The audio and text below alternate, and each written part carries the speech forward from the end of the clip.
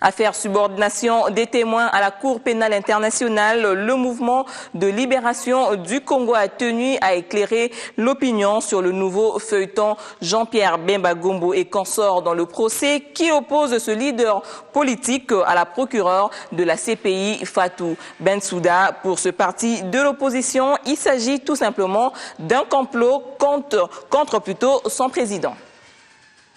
Journée historique sur le continent. Hier, Nelson Mandela a été inhumé avec des honneurs militaires sur sa propriété de Kounou, le village de son enfance situé dans le sud du pays. Des hélicoptères militaires et des avions de combat ont survolé le site pendant la mise en terre et des coups de canon ont été tirés. L'inhumation en présence de sa famille biologique et des personnalités venues du monde entier.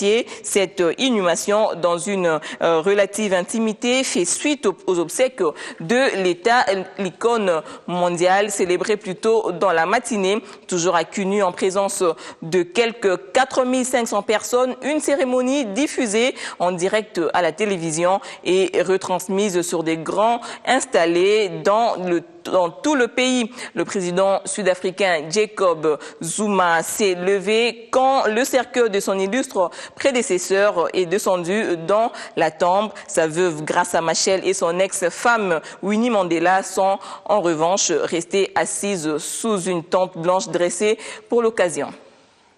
Revenons en République démocratique du Congo, par le Bas-Congo, précisément à Mwanda, où la société pétrolière Perenco a procédé samedi à la remise des brevets de matériel et plutôt des matériels à 45 jeunes après une formation professionnelle de 6 mois en divers métiers. Alain Bouma et Blaise Mwangi. Une journée pas comme les autres pour ces 45 jeunes issus de 7 villages du territoire de Mwanda dans le Bas-Congo. Ils ont reçu samedi des brevets de matériel après près de 6 mois de formation. Une initiative qui porte la signature de la société Perenco Rep et Miop. Dès notre arrivée, nous avons commencé nos activités sociales et environnementales à l'attention des communautés. L'objectif premier est bien entendu de réaliser des projets à vocation pour améliorer les conditions de vie de la communauté qui habite sur le territoire sur lequel nous effectuons notre activité. Cette formation, assurée par 10 centres de formation professionnelle de Mwanda, a offert à ces territoires des couturiers, esthéticiennes, des ingénieurs en électricité, froid, ajustage et soudure, des maçons et des menuisiers. Une satisfaction pour la territoriale. Nous tenons vraiment à féliciter la société Perenco qui est notre partenaire privilégié ici dans notre territoire de Mwanda. Jusqu'à tout moment, lorsqu'il y a une préoccupation en ce qui concerne la communauté, ensemble avec elle, nous voyons comment nous pouvons répondre à ces préoccupations-là. Les apprenants, eux, ne pouvaient cacher leur joie. Mes impressions vraiment sont bonnes parce que Perenco nous a soutenus durant 6 mois. Bien qu'on avait rencontré petites difficultés, mais en tout cas ça va. Nous remercions la société Perenco de ce qu'il a fait pour nous. Cette formation, une première du genre, vient s'ajouter à celle assurée pour la continuité des études supérieures et universitaires financées par Perenco.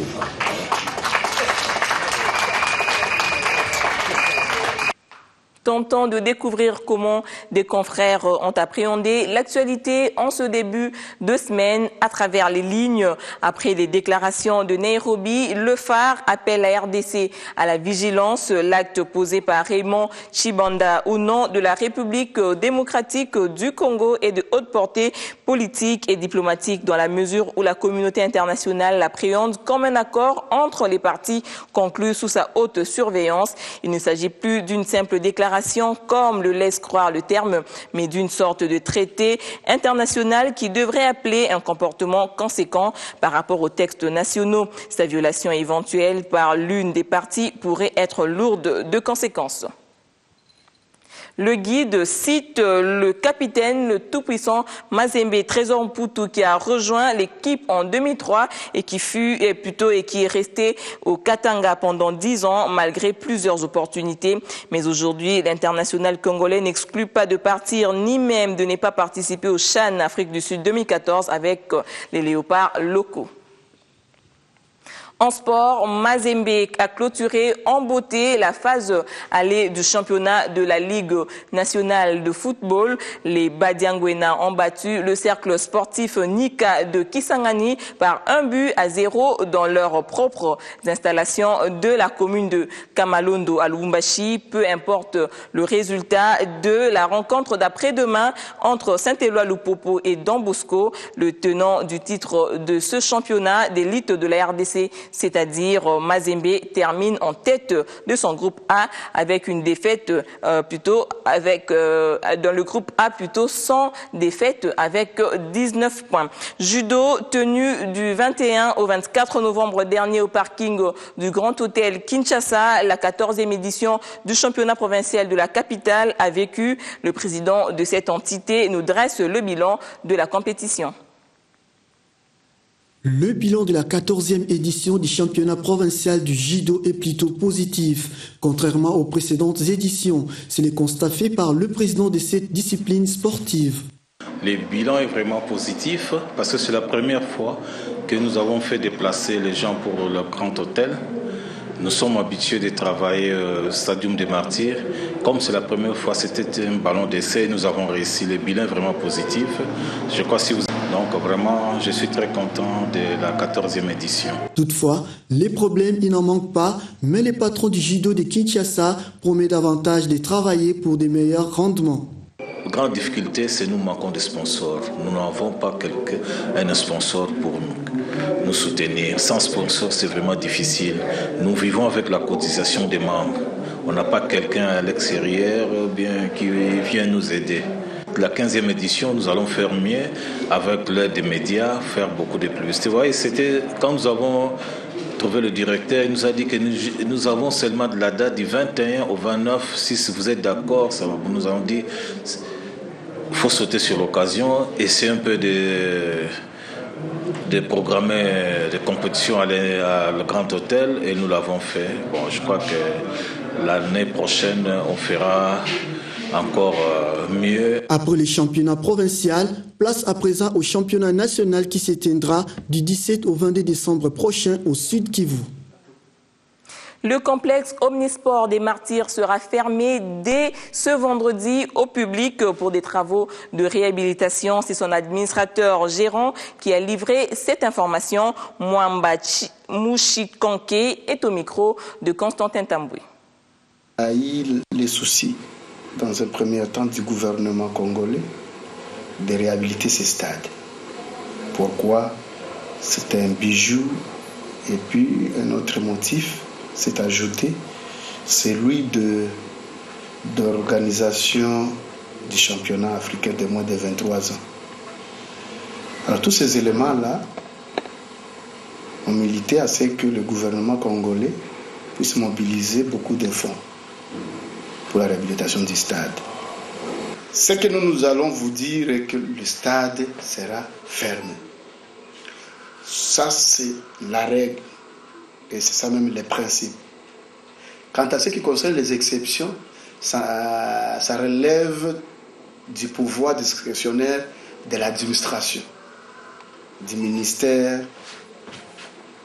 des Sports et Loisirs. Oui, comme annoncé au sommaire, les 50 ans de vie sacerdotale de l'archevêque de Kinshasa seront célébrés le 21 décembre prochain. À cet effet, un concert de musique classique a été organisé hier dimanche dans la cathédrale Notre-Dame du Congo avec des chants. Des chorales sont venus souhaiter un joyeux anniversaire au berger local de l'église catholique. Gabriel Mikoubou.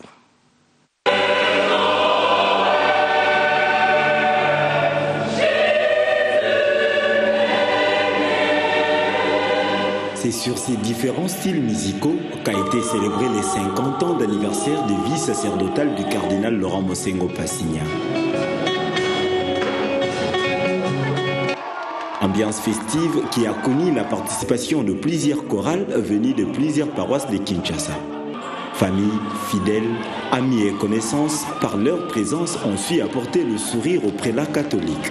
C'était très émouvant, tous ces chants, l'effort qu'ils ont fait les uns les autres pour pouvoir me faire plaisir et pour donner ce concert, en plus pour exécuter mes œuvres que j'ai composées moi-même depuis le temps où j'étais au séminaire. Ça m'a fort touché et je les remercie de tout cœur.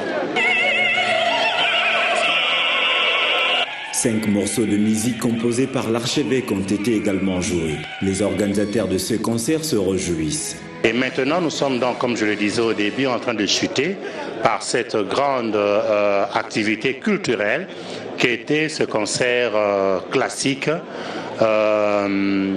où d'ailleurs, je crois que lui-même s'est vraiment retrouvé. Vous avez suivi que dans les morceaux joués, il y a eu 5 de ses propres compositions. Une activité qui a connu la participation de l'artiste et musicien Papa Wemba. Je crois que nous devons le remercier et l'accompagner et que Dieu aussi l'accompagne jusqu'à l'accomplissement. Être un bon chrétien, tout d'abord aimer Dieu, le servir et aimer son prochain aussi.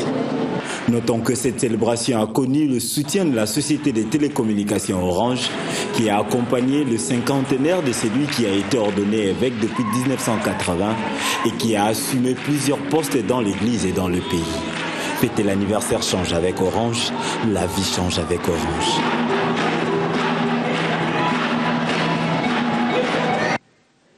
On parle culture à présent. Les amis du cinéma se sont retrouvés samedi au stade Boboto pour la projection des films organisés par l'ASBL Ciné Air. Cette première projection a débuté avec les films Gravity, tournés sur le trafic de drogue. Solène Toumba.